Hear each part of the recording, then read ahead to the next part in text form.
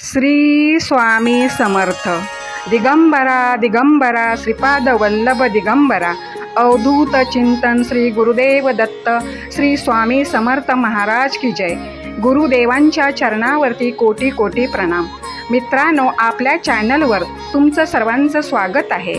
आजचा स्वामी संदेश तुमच्यासाठी आहे, ते तुम्ही शांत चित्ताने ऐकावे, म्हणजे तुम्हाला स्वामींकडून खूप आशीर्वाद प्राप्त होऊन तुमच्या जीवनात सुख व समृद्धी प्राप्त होईल।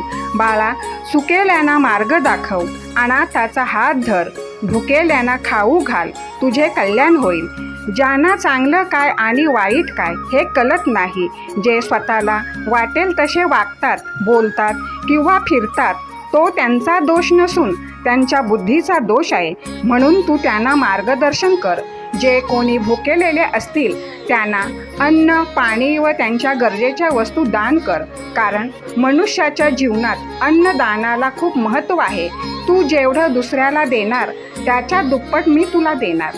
तुझ्या घरी कोणी अतिथी, गुरु, ब्राह्मण आल्यास त्यांची भोजनाची व्यवस्था कर, कारण त्यांच्यामध्ये माझा वास असतो। म्हणून तुला त्यांच्यासाठी जे जे करता येईल ते कर, म्हणजे तुला त्यांच्याकडून खूप आशीर्वाद प्राप्त होतील। मित्रांनो, हे बरोबर आहे असे वाटल्यास, तुमचा स्वामी शक्तीवर विश्वास असल्यास होय बरोबर आहे असे कमेंट बॉक्समध्ये लिहायला विसरू नका, म्हणजे तुमची सहमती दर्शवा।